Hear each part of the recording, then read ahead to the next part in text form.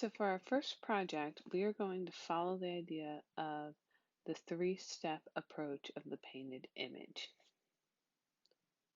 Now this three-step approach is based in the idea of fat over lean. Fat over lean refers to the principle in oil painting that applying paint with a higher oil to pigment ratio, meaning fat, over paint with a lower oil to pigment ratio, meaning lean, will ensure a stable paint film. So you're trying to get that layer that's got more oil in it over top of a layer with less oil.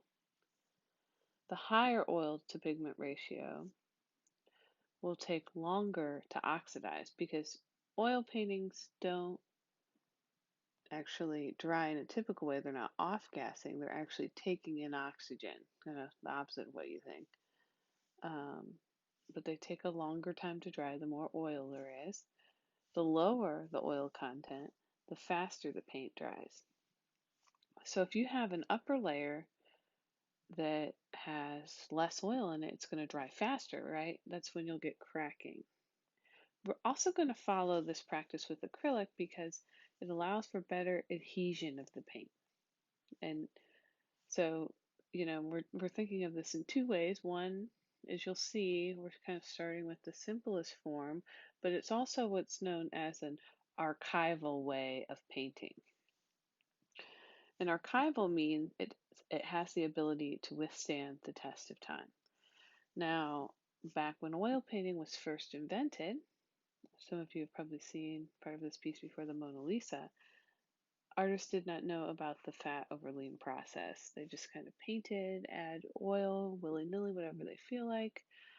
Well, over time, it became very clear that that process was not archival if you didn't follow the fat over lean process. So even if you look at a famous painting like Mona Lisa, if you look really closely, there's a lot of cracking, a lot of damage that's happened because the fat over lean process was not followed. Now, if you don't follow this exactly correctly, is your oil painting going to fall apart? No. If you don't follow this process exactly correctly, is your acrylic painting going to fall apart? No. With acrylic, this isn't as essential to be an archival process. But as with most of these paintings, I'm going to teach you sort of the most archival, correct way so that your painting can last 400 years and not crack. But this, like I said, this is sort of, I'm trying to teach you the best way to do it to start off. Okay, so we're going to think about this painting in three passes.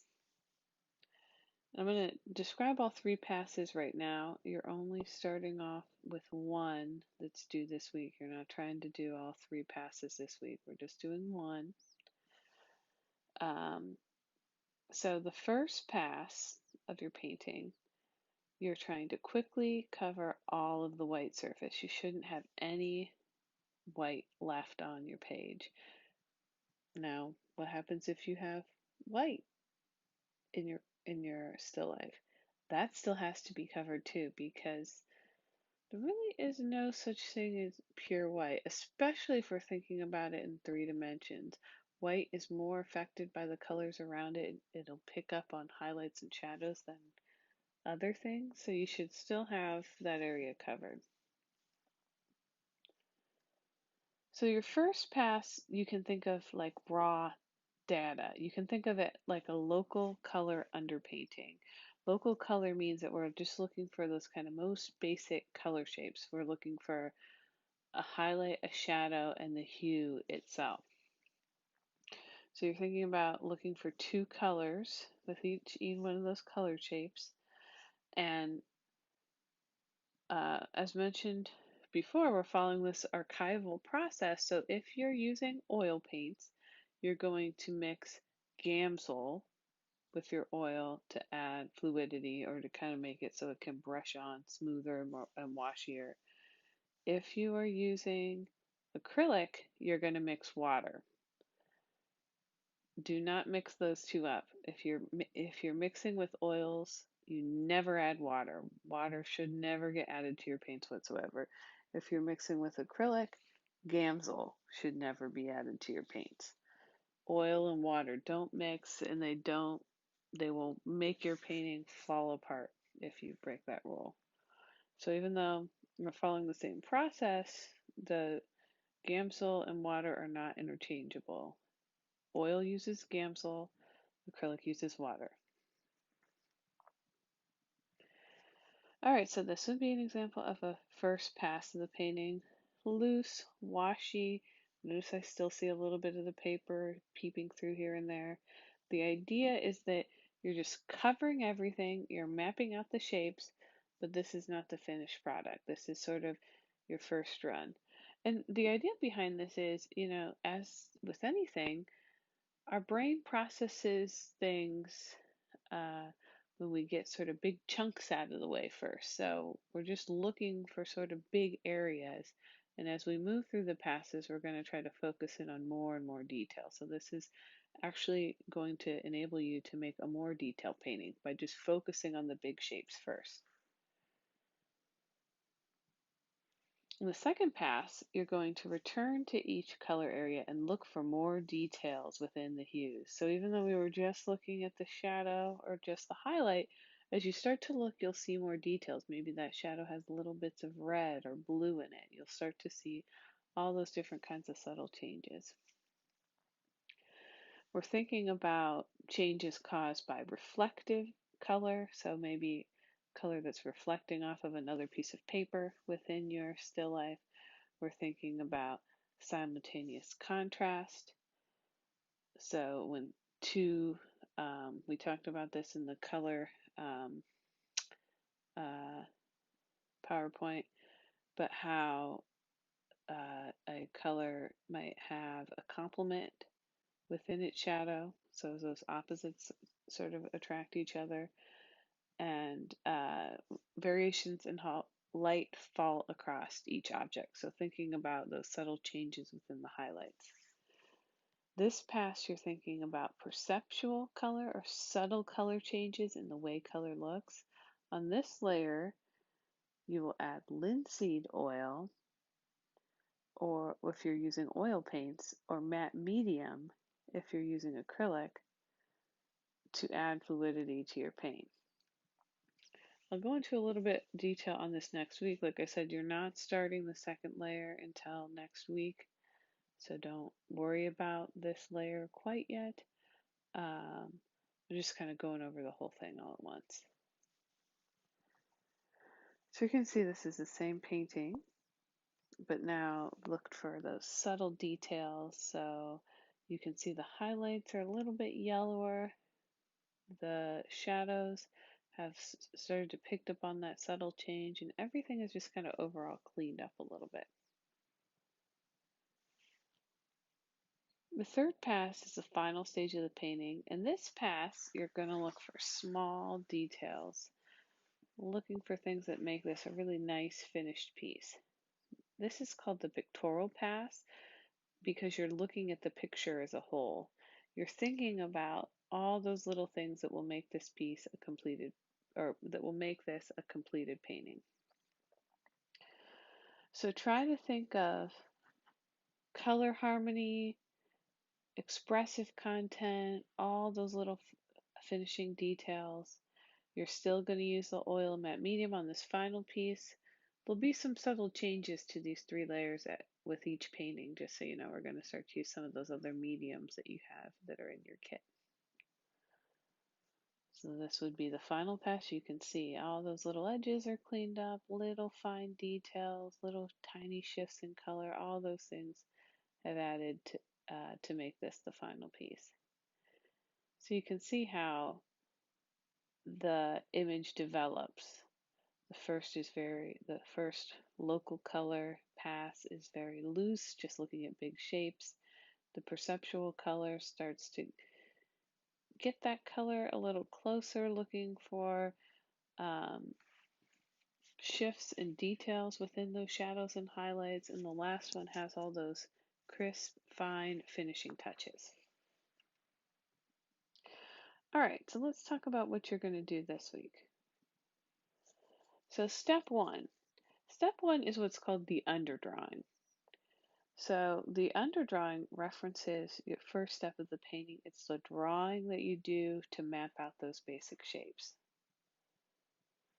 The underdrawing must be done in some kind of a natural drawing medium, so pencil, graphite, charcoal. You could also use chalk. You don't want to use any ink or pen or anything like that. It has to be natural because ideally it's going to mix with the paint on the first layer and stabilize. That way when you paint over it in the second and third layer, you'll be able to cover over any kind of little smudges or details that come through in the paint. You're going to focus on shapes for the hues and the highlights and the shadows. You can think of this as your map. It's like a blueprint. It's not a finished drawing. It's not meant to look like a finished drawing. And you can include a lot of marks to indicate where shadows or highlights are without totally filling them in. As you can see in my example on the left, oftentimes I'll use little lines or hatching lines to show areas where shadows. That way it's easier for me not to get lost. So I know that there's a darker part there, a lighter part there. It's sort of your little roadmap. Okay, so I have a sped up version of me doing an example of the underdrawing. Let me click on it here. So you can see you're just mapping those out. I'm using a charcoal pencil, mapping out all those big shapes, the highlights and shadows. I'm also looking at cast shadows, so where the paper marks bigger uh, falls across the paper itself. And the idea is that within this, right, I'm just getting at all those big areas mapped out. If I make a mistake, I'm also not worried about erasing or remarking because I'm going to paint over this all. So you can kind of think of this as sort of a looser, rougher drawing, but I do want it fairly accurate because this is my roadmap to where I'm going to put the paint. Now, as I said before, some of this charcoal is going to mix in with your paint in the first layer. That's totally okay. We'll go through another process in a subsequent painting where I'll show you how to not have that smudging mixing in with the paint when we do a sort of more refined process later on our portrait project. All right, so step 2 is mixing your palette. There's a separate video I'm also going to post that talks a little bit more about how to mix some of those colors and how to try to get those exact colors of the paper or fabric that you chose for your still life. And you really want to think about trying to find the right hue. There is some tricks to help you do that. One of the examples that I do use in the other video is taking a piece of the paper from your still life and putting it next to or underneath your palette. You could also create a color scanner to help you see a single color. It can help you accurately single out an area so you can perceive just that color. Two examples of this are using a curled fist or a paper tube. So especially if I'm stepping back or sitting back from my color still life, that'll help me sort of zone in on that one area of color that I'm trying to match. I mentioned this as you guys were making your color wheel and intensity chart, that you guys are meant to have a palette, ideally glass, something that can be easily cleaned. If you're using oil, you're going to want to be able to wrap and keep your paints. That way you can kind of save paint. If you're using acrylic, you have a little bit more options, but you do want something that is white. That way you can see the paint underneath it. You also want to think about ways that you can use something big enough so that you have some mixing room around it. Sometimes people will use two smaller palettes. That way they have enough room to mix all of the colors that they want to. Because if you're in oil, you can mix them all up at the beginning of the painting and just draw from them in paint. If you're in acrylic, smaller palettes are usually a little bit better because you can mix the colors that you need, apply them to their paints, and keep them continuously wet.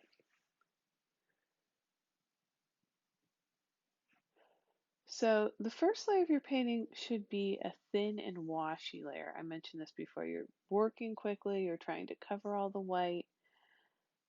For oil, you're adding Gamsol to your paint to thin it out to make it that nice washy layer and so that the paint will go on fluidly.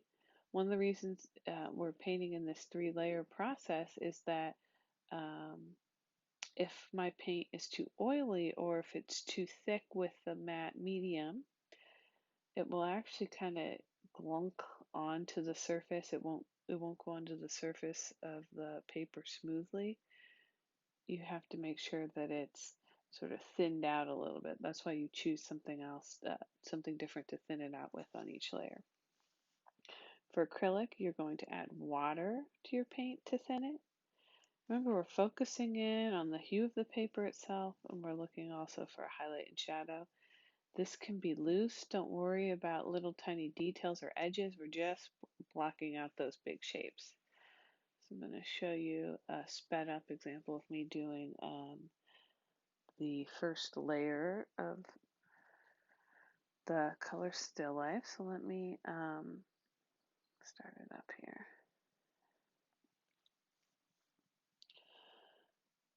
So like I said, you're focusing on just mapping out the hue, shadows, and highlights. It can be kind of rougher and looser edges. Those are all going to be refined within the upper layers of the painting. If you don't have a color quite right, that's okay too, because that's something you can refine in the second and third layer. Um, and you'll also, because it's washy, you're going to see some brush strokes, you're going to see some things that you're not happy with. Don't worry about it. The idea is that you're mapping things out, that you're going to worry about all those edges and refining on the second and third layer. The first layer should actually go fairly quick because I'm just trying to map things out loosely and not focus on fine details. The other thing that you notice here is that I have my paper still taped to my board. Remember, I had those 3 layers of gesso. I'm going to leave it on my board the whole time that I'm painting so that when I go to remove the tape, you'll have a nice clean edge. Make sure as you're painting, you carry that border and the paint over the edge of the tape. That way you'll get that nice clean edge when you're done. Like I said, you can see, while I have things sort of evenly mapped out, I've got things are starting to look dimensional because I've included those highlights and shadows, but they're not like a nice, clean, even, refined painting yet. That's what you're going to do in the next layer. So you should have the first layer, your painting mapped out, and the first layer done by the end of this week.